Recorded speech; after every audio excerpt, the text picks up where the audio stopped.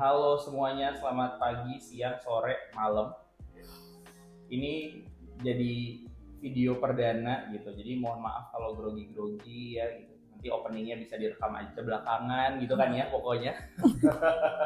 Oke, hari ini kesempatan perdana bisa ngobrol bareng dalam rangka mau bikin konten terbaru dari sosial media maupun dari ya sebenarnya bahasannya jadi sarana digital ministry-nya juga dari GPIB Immanuel Depok. Ini buat perdana ada saya yang in frame, tapi nanti kedepannya bisa berganti-ganti banyak orang gitu ya, bisa ngobrol bareng. Dan perdana juga narasumbernya adalah pastinya pendeta kita tercinta dari 3 orang perdana yang berkesempatan hari ini adalah Pendeta Peggy. Halo Pendeta Peggy. Hai. Gitu. Ini sih udah bagus banget nih hari ini color coordinate-nya kita padahal banget ya, sehati banget ya. Padahal nggak ada. Iya. Nggak janjian sama sekali. Tadi terkejut sekali pas Bu Peggy.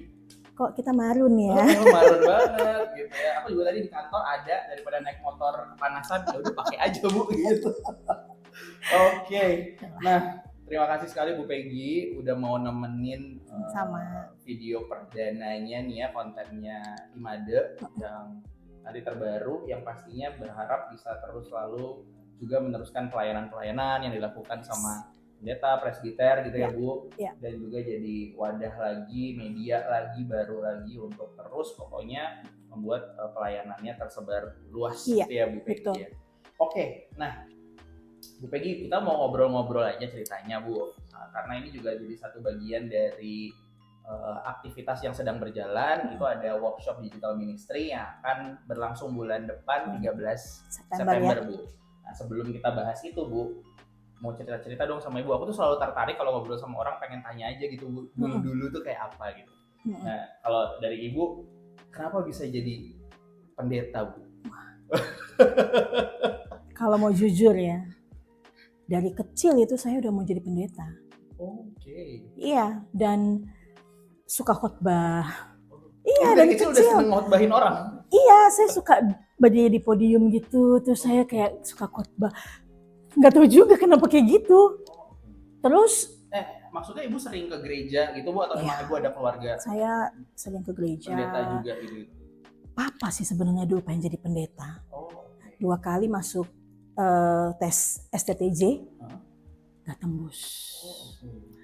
Jadi entahlah. Di gereja Ibu tuh kenapa bisa ada? Emang seneng aja? Emang selalu? Iya, karena Papa majelis. Mama juga aktif di pelayanan di Pelkat. Kakak-kakak semua majelis. Saya nomor 3 pendeta. Waktu pendetanya Ibu. Oke. Jadi dari kecil emang udah suka khotbah, suka mimbar gitu ya Bu? Iya, dari kecil. Tapi kemudian terdistract lah waktu SMA ya. Nggak pengen tuh SMA. Tapi entah memang kalau sudah dipanggil Tuhan itu ya, mau lari sampai kapan dan di mana tetap aja. Akhirnya masuklah UKSW. SMA, tapi SMA balik SMA-nya lagi. SMA udah balik lagi panggilannya Bu? Itu sudah setelah kelas 3. Bingung nih gimana nih. Ya, udah UKSW, ambil teologi. Ya udah. Situlah kita. Enggak, kan kalau teologi udah jelas ya. Ya sudah, kuliah.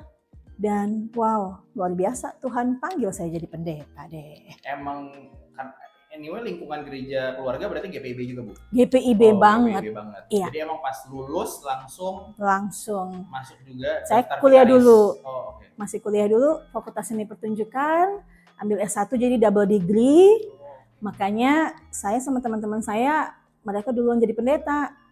Saya baru terakhir karena saya selesai kuliah dulu. Pantas Ibu tuh nyeni juga. Karena ternyata Ibu double degree. Iya. Selain teologi, Ibu ngambil? Seni Pertunjukan. Seni Pertunjukan. Iya. Tapi saya ambil musik gereja.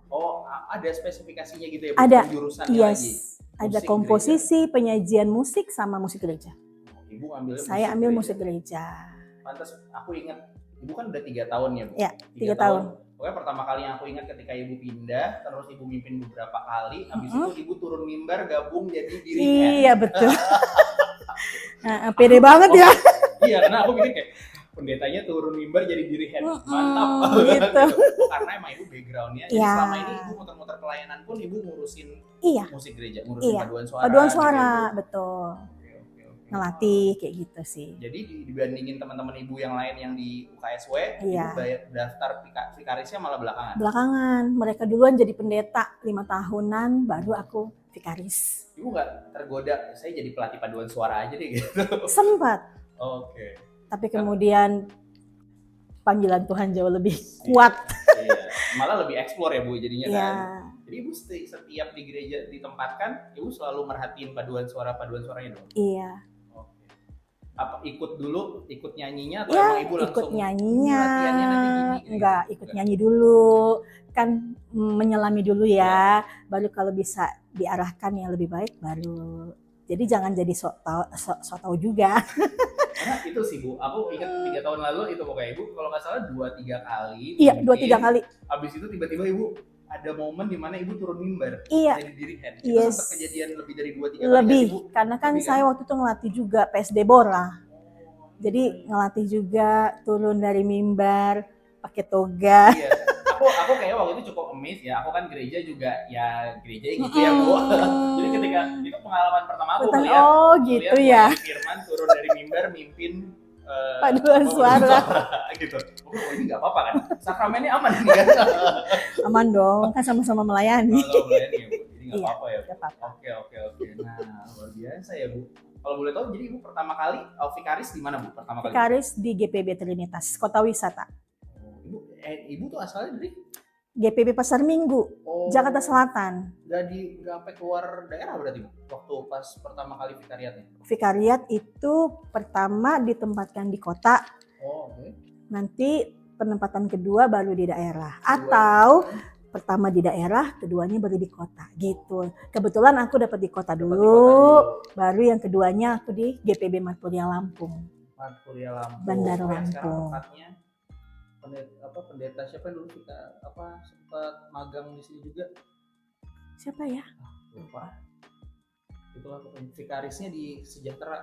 Oh, Pendeta Rocky. Iya, kan? betul. Itu Maturia Lampung kan? Dia Pendeta Maturia Rocky. Lampung. Iya. Sekarang Maturia Lampung juga dia di pos pelayanannya kalau tidak salah. Jadi Ibu Lampung. Di Jakarta Di Lampung nggak Lampung. nggak jauh-jauh amat ya Bu? Iya, nggak jauh-jauh amat. Tapi habis itu langsung Kalimantan Utara. Nah, baru mau nanya. Terus Langsung Kalimantan Utara. Kalimantan Utara. Iya. Ibu keliling-keliling sebelum ketemu Bapak. Nah, sebelum ketemu Bapak, Berapa lama tuh berarti Bu? mungkin ke Kalimantan Utara 1,5 tahunan ya. Iya. 1,5 tahun. Itu Ibu PJ terus berarti? Iya, kita kan nggak boleh jadi KMJ dulu, PJ dulu. Tapi aku lihat sekarang banyak pendeta muda udah KMJ Banyak, juga ya, KMJ. karena memang kondisinya membutuhkan ya Iya, Bu. kayak gitu. betul. Jadi Ibu muter dari Kalimantan Utara, terus di Kalimantan lama. Terus Bu? Kalimantan Utara aku 3 tahun ya. Terus ke pelosok Lampung. Pelosok Lampung. Iya, pelosok Lampung itu masuk di dia Kabupaten Tulang Bawang. Gitu. Jadi kurang lebih 5 jam saat itu ya. 5 jam 6 jam dari Tanjung Karang. Nice banget sih Bu dengar cerita Bandar Lampung. Kayak gitu Bu, ya ampun 8-6 jam mengarungi hutan sawit lah segala macam. Jalanannya yang Itu aduh beneran. kacau Jadi deh. melakukan itu bertahun-tahun Bu. Tahun-tahun. Gak ada air. Airnya GPIB beli. itu emang yang paling hebat-hebat juga ya Bu ya. Iya. Pendeta GPIB itu karena memang Karena di pos. selalu begitu Iya, ya Bu. Tahapan betul. awal Dan pelayanan. memang harus. Karena kita harus di pos dulu. Makanya saya amazed juga tiba-tiba udah di sini. Baru 7 tahun pelayanan udah di Immanuel Depok. Harusnya belum. Saya udah 10. Cuman kan waktu nyampe sini 3 tahun lalu kan masih 7 tahun. Yang sebetulnya masih muda banget gitu. Tapi ya saya percayalah ada maksud Tuhan juga saya di Kota sini. juga butuh pendeta-pendeta muda Bu. Gitu ya. Yes. yang relate gitu kita ngobrolnya di Bu kan gitu ya Bu. Wah, Iya, emang. luar biasa banget sih Bu. Oke, terus ketemu bapaknya di mana? Ketemu Bapak udah pernah, dia kakak tingkat saya. Oh, oke. Di UKSW juga. Ini bukan gara-gara cinlok satu Enggak, lokasi berarti Bu. Oh, tidak. oke. Jadi emang udah kenal Udah dari kenal, terus akhirnya aku vikaris dulu. di Lampung, dia udah pendeta di Lampung, pendeta jemaat. Oke. Gitu. Jadi akhirnya ketemu lagi dong. Akhirnya ya udah ketemu, Gara-gara tapi satu masih, kumpul? iya, Oh. tapi masih ini separate. Maksudnya ya udahlah, masing-masing. Tapi ternyata kalau sudah memang jodoh ya, mau di mana juga tetap aja. Tetap aja ya Bu. Berarti jadi kakak kelas, Kakak kelas ya Bu, sama-sama pendeta. Iya. Berarti Bapak juga teologi? Bapak juga teologi. Terus ambil S2 dia juga di UKSW juga. Ambil pastoral masyarakat. Nah Bu, karena video pertama, jadi kayaknya nggak boleh lama-lama Bu. Iya. Ini masih pakai handphone gitu ya, kalau meledak nanti Bu handphonenya. Jadi kita langsung Bu, kayak tadi yang udah aku mention nih Bu di awal. Jadi puji Tuhannya akhirnya ini kita bergegas gitu ya Bu dari Inforkom. Kita kalau kemarin aku bilang di grup kayak udah gas aja dulu gitu kita ya. Karena paling nggak nanti abis ini kan bisa dilihat-lihat lagi sama teman-teman yang lain juga di komisi, terus nanti juga mungkin bisa dapat masukan dari PHM gitu ya Bu, dan juga ibu-ibu, bapak-bapak pendeta juga. Kita tuh dalam rangka saat ini lagi bikin satu workshop ya Bu, IMADE, bukan kita ya, tapi GPIB Immanuel Depok. Di bulan depan akan ada workshop tentang digital ministry Bu, gitu, di tanggal 13 September. Memang hari ini kita mau ngobrolinnya salah satunya tentang itu Bu, tentang kondisi ataupun fenomena digital ministry, terutama di eranya yang katanya udah mau 5.0 nih ya Bu. After pandemi, dimana juga kita ngalamin pandemi itu kan let's say 2-3 tahun kita full digital ya Bu. Syuting mungkin Ibu dulu juga kan kayak gitu ya Bu. Jadi memang mulai sadar digital banget. Kalau anak-anak dulu katanya nggak boleh screen time lama-lama, bahkan sekolahnya pun akhirnya menggunakan gadget ya. Betul. Keva belum sekolah ya Bu waktu itu ya? Belum ya, belum sekolah. Ya. Kalau itu ribet tuh Bu ya. Bukan main. Laptop. Segala macam tuh ya Bu. Nah, tapi kan akhirnya itu juga yang menjadi memaksa dunianya bertransformasi dengan cepat, terutama digitalisasinya. Begitu juga kalau aku lihat dari segi misinya GPIB ya Bu, itu kan juga kurang lebih sudah mulai berbau digitalisasi. Bahkan udah ngomongin intergenerasionalnya gitu ya Bu, bisa saling bantu. Yang muda, yang senior benar. Paham tentang pendigitalisasian. Aku mau tanya beberapa pertanyaan nih Bu. Yang pertama, kalau menurut Ibu sendiri gitu ya, melihat masa depan digital ministry-nya gereja itu sendiri, kalau kita lihat fenomenanya biasanya 5-10 tahun ke depan, kalau apa sih yang Ibu rasakan mungkin selaku pelayan firman gitu ya Bu, di di dunia digital ministry yang berkembangnya di gereja, khususnya GPIB, khususnya lagi di Immanuel Depok. Oke. Tentu untuk 5 tahun sampai 10 tahun mendatang, digital ministry ini ya salah satu kebutuhan. Salah satu kebutuhan karena dengan cara itu kita bisa menjangkau banyak orang. Kita bisa menjangkau dia yang masih muda sampai yang dia udah senior, sudah usia lanjut, itu bisa kita rangkul semua. Dan pasti akan berkembang terus karena kan perubahannya sangat cepat ya Kak ya. Pasti akan terus berkembang dan mau tidak mau sih Kak, kita sepertinya memang dalam tanda petik dipaksa untuk ya udah kita hidup dalam dunia digital sekarang, semua lini loh, kan semua lini kita dipaksa untuk itu. Dan saya pikir memang gereja tidak bisa tutup mata dan tutup telinga tentang hal ini. Kita bisa manfaatkan kok digital ministry untuk jangkau anak muda, jangkau orang-orang yang mungkin tidak percaya jadi percaya. Who knows? Siapa yang tahu? Dia bisa dipakai.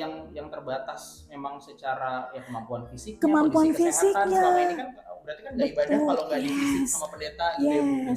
Dengan digital ministry sebenarnya mereka ibadah minggu bisa ikutan juga. Gitu ya.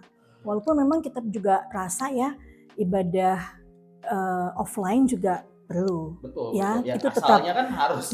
Itu tetap perlunya kan itu perjumpaan kita dengan Tuhan, dengan sesama kita itu juga penting. Tapi ternyata bisa melewati tembok-tembok yang ada, kita bisa untuk menjangkau mereka sehingga mereka bisa. Jemaatnya mungkin harus bijak aja lagi Bu, kayak tadi Ibu bilang kalau sehat walafiat nggak ada kendala apapun ya datang tetap harus ke gereja gitu ya Bu. Sedangkan tadi digital ministry-nya jadi bisa menjangkau banyak orang, kan luar biasa banget ya. Betul. Karena kan Injil itu, kabar baik itu kan harus kita beritakan. Kan Tuhan Yesus juga bilang begitu di Amanat Agung kan gitu. Harus disampaikan, diberitakan. Nah, ini berkali-kali ya Bu. terus Kalau Bu Peggy berkali-kali. kan ada capeknya ya Bu, pasti harus istirahat dulu. Kalau video kan tinggal puter mau kapan aja. Begitu. Firman itu jalan Firman terus ya Bu. itu Jadinya terus. ya Bu. Jadi kita memang kembali ke rootnya, Alkitab, firman Tuhan itu menjadi pegangannya. Dan itu yang menjadi dasar digital ministry-nya. Jadi jangan lewat juga dan jangan kabur juga dari firman Tuhan sebagai landasannya. Kira-kira gitu sih Kak. Iya. Oke Bu, terima kasih. Nah, selanjutnya Bu, kalau apakah digital ministry bisa menjadi sarana? Sebenarnya sih tadi udah jawab ya Bu, sarana untuk penginjilan itu sendiri. Betul. Bisa kayak podcast nanti kan katanya dengar-dengar podcast nih ya. Sekalian ya. Iya, podcast. Mungkin secret message atau penggalan-penggalan khotbah pendeta itu bisa loh untuk bisa disebarkan kan. Itu tuh kalimat-kalimat yang bijak, nasihat-nasihat yang kekinian juga itu bisa banget dicerna dengan cepat. Dalam perjalanan kita bisa buka menjadi kekuatan buat kita untuk menjalani hari kita kan bisa banget menguatkan iman percaya. Aduh, itu sangat mungkin menjadi sarana misi. Benar itu kejadiannya kurang lebih kan kayak gitu ya Bu, lewat video-video sebenarnya yang disebarin sekarang itu kan video-video pendek Iya, Bu, video pendek yang sebenarnya mungkin kalau kayak ngobrol gini mungkin nanti ini videonya juga sama teman-teman konten tuh bakal dipotong-potong nih Bu. Yes. Gitu diambil intisarinya dan itu bisa diviralkan isinya yang memang akhirnya menjadi message utamanya gitu yang berdampak untuk orang positif berdampak, ya Bu. Iya, gitu. Betul. Karena memang kalau khotbah kan panjang ya Bu. Betul, khotbah panjang. Dipotong bagian-bagian tertentu yang menguatkan, menginspirasi. Why not? Akhirnya jadi panggilan juga ya Bu. Itu jadi panggilan juga loh. Orang akhirnya, tadi bengkok, jadi lurus di jalannya kenapa? Iya, aku baca, aku dengar, wah itu kan jadi berkat, kan gitu. Yes. Digital ministry kontennya juga jadi berkat ya Bu. Jadi berkat, gitu. Coba dipikirin nanti jadi tagline ya. Konten jadi berkat. Nah, udah bisa tuh. Iya karena kan memang kurang lebih gitu ya Bu. Dari kalau aku tuh ngeliat kan sebenarnya video-video yang dipotong itu dengan niat baik gitu ya maksudnya. Terus didengarkan lagi di momen-momen tertentu yang pas, bisa jadi momen penguatan, ibunya lagi sedih, putus asa. Betul. Gitu kan Bu. Apalagi sekarang kan mental issue kan luar biasa ya Kak. Jadi kita masuk di situ, memberi kekuatan. Ketika mereka lagi galau, firman Tuhan, membuat mereka akhirnya nggak jadi memutuskan hal-hal yang nggak benar. Mereka akhirnya jalannya lurus, benar. Kan itu luar biasa, menjadi kekuatan, sukacita, semangat. Luar biasa banget tuh. Siap. Wah, jadi emang bisa ya Bu digunakan untuk misi penginjilan itu sendiri ya, benar-benar melengkapi juga pelayanan di gereja. Jadi kita bisa melengkapi itu. Gitu loh. Iya, khotbah aja dulu. Ya, akhirnya kan untuk masa pandemi khotbahnya virtual ya Bu ya. Nah, di rumah Ibu di ya, rumah. di rumah terus akhirnya harus awal-awal mah gaptek banget Kak. Duh, kaku. Ngomong di depan kamera, nggak ada siapa-siapa. Zaman-zaman handphone pasti kamera masih jadul gitu ya Bu, agak gesek-gesek ya Bu ya makanya ya Bu. Tapi ternyata ya mau tidak mau itu harus kita lakukan sekarang. Dan itu menjaga keimanan juga orang percaya pada saat masa-masa Covid itu ya Bu. Salah satu caranya ya akhirnya dijembataninya lewat teknologi ini juga ya Bu. Jadi kita nggak boleh anti juga. Iya. Karena kalau kita lihat secara positif banyak manfaatnya. Betul sih Bu, sama tadi Ibu sempat menyinggung juga ngobrolin penyimak kontennya Bu. Kemarin aku ikut juga bareng sama tim Inforkom Litbang Bu. Kita bareng-bareng kemarin ikut DigiFest Bu. DigiFest. Ada workshopnya, ada seminarnya juga. Tapi kita nontonnya akhirnya bareng-bareng di gitu. atas gitu. Salah satunya juga sebenarnya si digital ministry ini Bu, sebenarnya udah dinikmatinnya nggak cuma sama yang muda Bu. Bahkan kalau menurut datanya kemarin dipaparin sama salah satu narasumbernya, itu para senior kita Bu, para lansia orang tua yang lanjut usia, itu justru persentasenya paling gede Bu. Mereka paling besar persentasenya hadir di gereja after Covid Bu, hadir di gereja karena mereka udah rindu banget ya, Bu. Terus yang keduanya yang nonton secara digital juga salah satunya yang paling banyak itu usia lansia, karena senior. Mungkin menghibur ya. Betul. Itu menguatkan mereka di usia lanjut. Terus mereka bisa kapanpun kan Bu, kalau mungkin lagi capek lagi apa, kalau jalan ke gereja malah nanti nambah sakit ya, mereka dengan nonton itu juga menguatkan imannya terus. Itu kan Bu kurang lebih. Oke, nah menurut Ibu kira-kira nih Bu kayak gini harusnya nih para pemuda ikut serta Bu Haruslah. Ikut nonton aja apa ikut berkecimpung di dalamnya, Bu? Ikut nonton, ikut berkecimpung. Masa pandemi itu kita harus lihat itu blessing in disguise, Kak. Ya, berkat di kemustahilan. Bahwa disinilah anak-anak pemuda bisa dirangkul, punya tempat di gereja ini. Yang tadinya mungkin perannya banyak orang tua, mereka hanya ngikut-ngikut doang. Tapi di zaman sekarang ini mereka sangat punya ruang untuk aktif, Kak. Untuk punya ide kreatif, yang tentu saja nggak keluar dari jalur ya, tetap kita harus Alkitab menjadi sumbernya. Misinya itu. Dan apalagi ini dunianya mereka ya Bu, harusnya ya Bu. Nah ini harusnya ini muda katanya kan, itu dia. Ya, Bu. Mereka udah sangat apa tadi? Nature gitu ya, ngurusin ginian tuh nature banget ya. Udah nature banget. Kamera lah, ngedit. Gak usah diajarin, anakku Keva aja udah bisa tahu dia. Saya anak-anak Keva, kok kamu bisa ya karena itu ya. Mereka secara alamiah ya sudah tahu. Presentation Ibu kalau khotbah kayak bisa Keva udah Bu yang nanti. Oh iya nanti. Kalau dia udah bisa, saya sudah dia bikin presentasi. Tiba-tiba udah gede jadi langsung jadi pendeta tuh Keva. Ya sengaja aja terpapar gue sama khotbah tiap minggu kan Bu gitu. Ya. Jadi menurut Ibu anak muda harus ngapain Bu? Harus berperan dalam dunia digital ini, pelayanan ministry ya. Harus jangan cuma menjadi penonton, tapi harus berkecimpung, pasti punya bakat banyak, karena itu ikutin workshop ya kan. Digital Ministry tanggal 13 September ya, ayo dong ikut, kita mau gunakan bakat kita untuk kemuliaan Tuhan kan itu. Betul, benar, harus menggunakan bakat itu yang penting ya Bu. Kita tuh kan dianugerahi bakat, kita dianugerahi bakat, talenta jangan dipendem, kayak yang dapat satu talenta dipendem doang, ayo dikembangkan.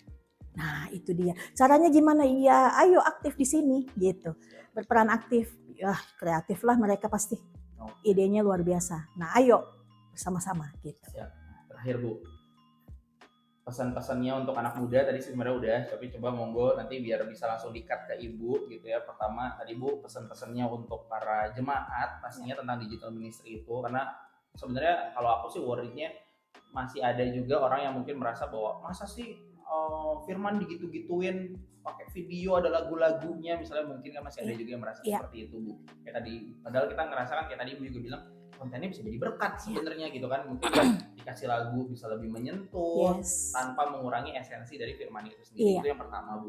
Sama yang kedua tadi buat anak muda, sama ingetin lagi Bu, ikut si workshop digital ministry nanti.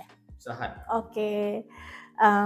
Pokoknya untuk jemaat semua jangan anti sama pelayanan digital, karena justru kita juga disentuh dan Tuhan juga bicara lewat situ untuk boleh membangunkan iman kita, untuk menguatkan kita, membuat kita juga rajin dan tetap semangat.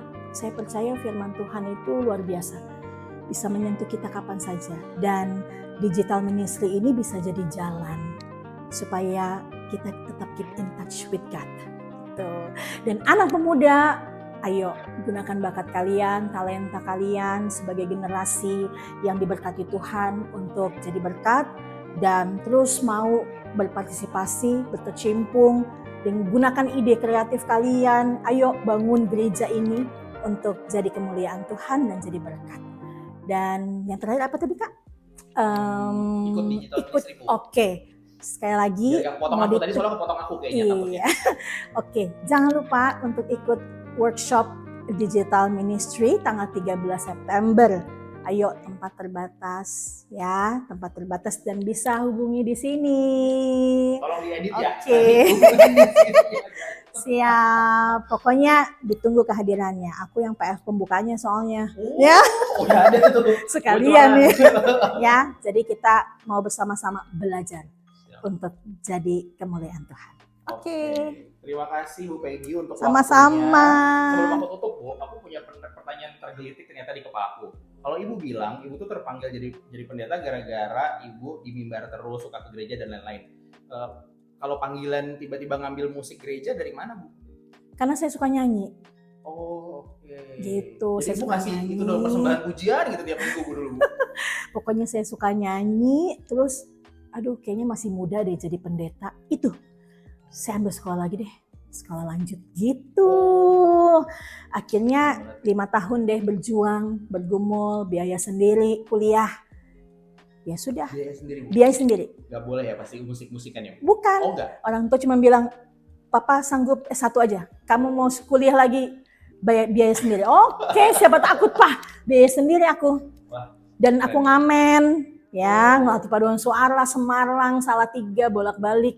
Tapi aku syukuri itu semua bagian dari proses hidupku. Wow, oke. Ini harus ada podcast beneran sih, ngobrolin kayak gini nih kan gitu Bu. Iya, ngobrolin cerita-cerita. Jadi kan dari cerita-cerita kayak gini juga nih ya bisa jadi digital bisa ministry. Jadi kan, digital Bu? ministry. Siapa tahu nih banyak anak muda Benar. yang sekarang galau Bu mau ngambil teologi apa enggak? Iya, betul. Benar. Ya kan? Gitu. Itu Kayaknya, bisa menginspirasi ya. Iya, kayaknya anak mudanya GPI BI Made yang jadi pendeta terakhir Kak Tessa. Iya. Ini belum ada lagi kan Bu? Belum ada lagi kayaknya. Ayo. Nanti semuanya bisa terpanggil juga. Terpanggil. Ya. Ibu berarti ibu keren banget, talentanya banyak dong berarti. Gak juga sih. Oke, nah terima kasih. Jadi memang harus ada lagi sih kalau aku biar bisa ngobrol lebih banyak dan Bu Peggy dan dengan yang lain. Aku pikir banyak pasti orang-orang inspirasional banyak yang sekali. ada di IMADE gitu. Itulah makanya salah satu sebenarnya idenya dari Informal Litbang kita bikin juga yang kayak gini Bu. Iya. Jadi semoga nanti dari cerita-cerita dari ngobrol-ngobrol tetap ada apa tuh istilahnya Bu? Bukan kabar baik, apa ya istilahnya Bu, bisa jadi satu bentuk pelayanan juga gitu ya, ceritanya juga bermanfaat lah paling enggak gitu ya buat yang nonton. Itu dulu untuk yang pertama nih kita di Perdana. sesi ngobrol-ngobrol ini, kontennya jadi video yang nanti mungkin berapa menit kita belum tahu, pokoknya ini bakal jadi file dulu aja, ditonton dulu aja. Nanti kita bakal minta masukan banyak pastinya dari bapak-bapak, ibu-ibu gitu semuanya dan juga rekan-rekan sekalian. Terima kasih Bu Peggy. Sama-sama Kak. Terima kasih semuanya yang nonton. Tuhan berkati. Memberkati. Dah.